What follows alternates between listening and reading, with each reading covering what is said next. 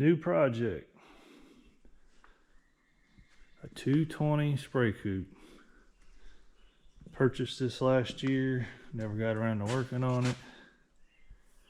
I also have a 230 I haven't went and picked up. Same person. The problem I got going on here is the water pump. This bracket here used to sit right down in there like so, and this pump that's here, which is no good, it's froze up, busted, it's froze up completely, but it sit down in there like so too, and it actually turned counterclockwise because of it facing the opposite direction of the motor. Yeah, I took it apart. It's even froze up and broke all around the bottom, besides the shaft being froze. This clutch, I don't know if it's any good or not. The bearing's good in it, but it had power going into it, but it wouldn't engage. Is that due to all the rust, or is there other issues? But the big problem is with these is this clutch right here no longer available. Spray coupe went out of business. AGCO took over their parts. AGCO is now not making that anymore. You can still buy this pump. This is a 9203C pump. It's counterclockwise direction, but there's no need to buy a new pump if the clutch is not available. So the next step is to get a pump that is clockwise rotation. I mean, if you took this same pump here, this is a High Pro pedestal mount because it's got the feet on the bottom.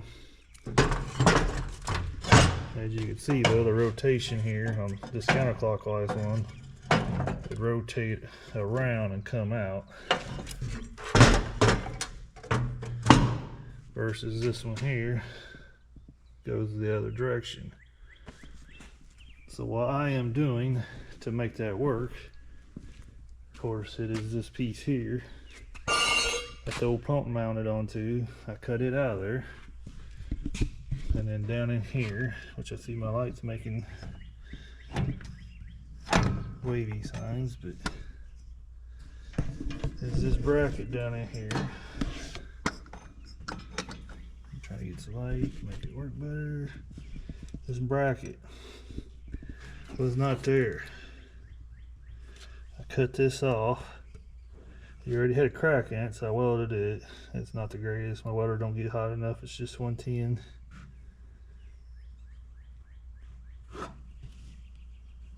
But I was able to fabricate this up to where this pump will fit in there, as you guys will see here in a second.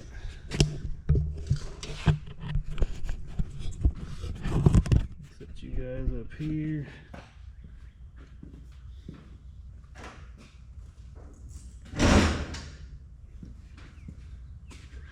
You have this pump and the fittings. Let's see if I can get her in here. I haven't stuck it in there yet with the hose and stuff on it. So.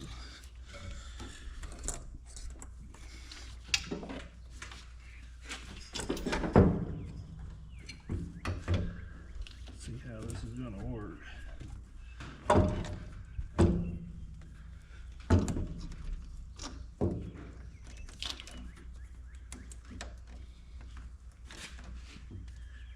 Oh, I figure these hose clamps are going to be a pain.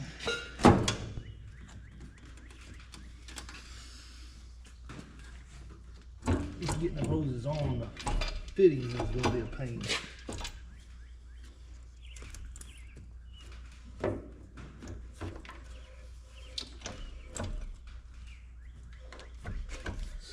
Sitting down in there now.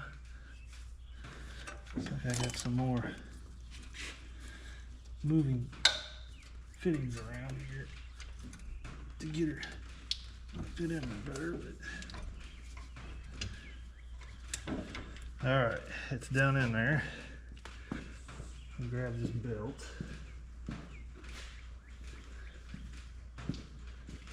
If you guys do this, there's a little bit of Russian roulette with this belt system, figuring out one that will work just right. I got lucky. This is a 42-inch belt, and I put it in there, and once I tighten up the two bolts down there, that belt will sit in there tight. And it'll get straightened up. It'll sit in there just like that.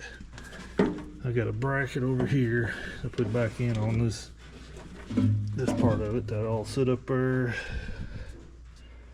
I got to rerun this hose here around to the output. Then I got a small elbow, which I didn't put on this pump yet because I didn't want to break it off because it's plastic. It goes in here, goes up to the top of the tank. It's for like air relief or something like that. It's a pump electric hookup. There's that one there to hook up. This here's still all original. I was able to have enough room to run in here. It had a T. I moved the T to back there. Just put an elbow with a bar fitting. There's a hose here coming back. Of course, I added some elbows. That's probably going to slow the flow down some, but due to the exhaust manifold, I wanted to stay away from it as much as possible for heat wise. And then back here, we have got that T I took off. That's all I got left to do is hook this hose up to it. The other one there is already hooked up.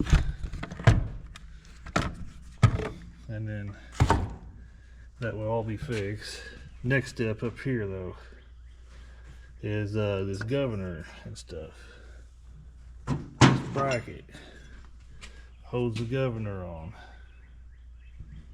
It's right here. I had to cut a triangle out of it to sit in here and clear this water pump, which I guess I'll bolt it up on her real quick. Give you guys an idea.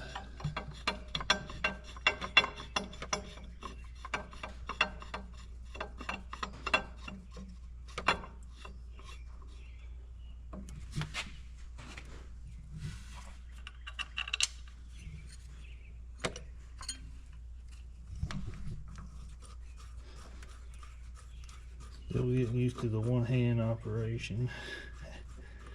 Not the greatest. And then this governor,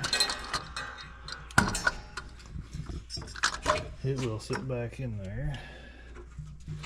That set y'all down. I just can't do this one-handed. I'm not no pro.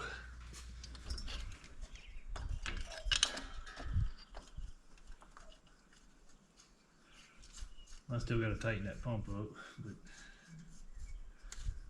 do this here just to give it a good example.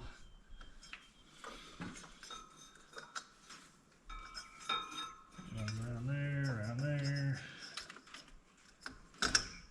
and up on there. So you can see it's a little bit close, but there's still plenty of room.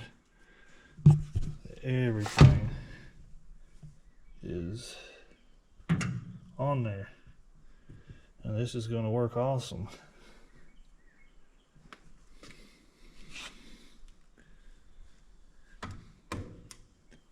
Okay, give you the numbers off this pump. Let me see, what did I do with the box that it came out of, because I don't know the exact number off of it at the moment. Where did I put that at? Oh, I see, it's over here. I'll go grab it quick. Get you guys here.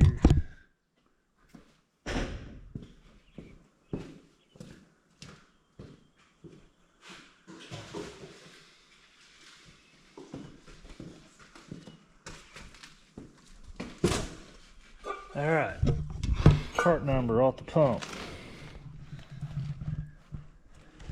There it is, guys.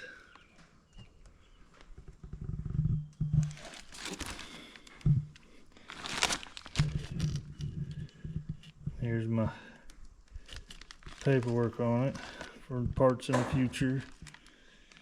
The name of it, it's a High Pro.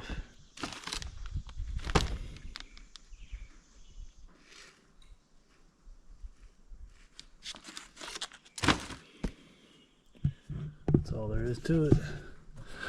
After this, we got some problems with the application rate.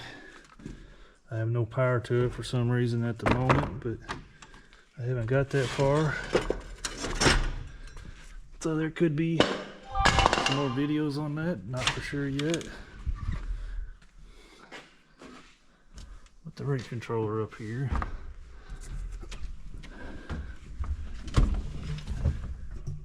This thing right here, it's got some blackish stuff in it going on. I don't think that's good.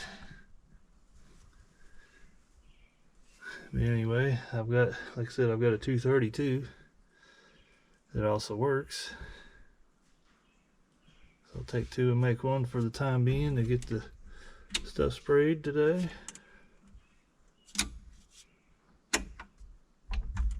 I'm not gonna start it because I ain't got the belts on it all the way. But this is a little fun sprayer. This sprayer here is a 51-foot boom. The 230 is a 60-foot boom. A lot taller. This has only got 18-inch wheels on the back. The 230's got 24-inch wheels and some more extension in the wheel height, so it could probably be used for fungiciding corn up to a certain point, but not this one.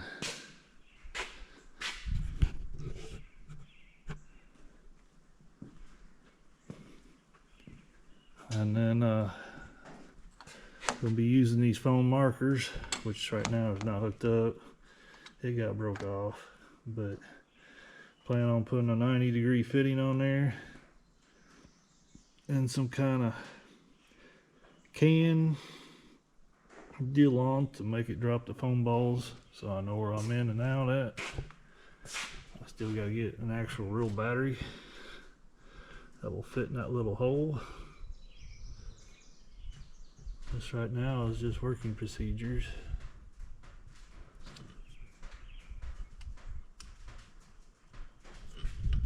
But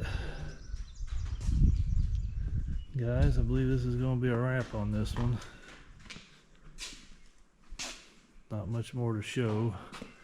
I did have to take every one of these little actuator motors apart and go through them. They didn't work, but they do now. Of course, got fixed wiring. Nothing new on these old machines.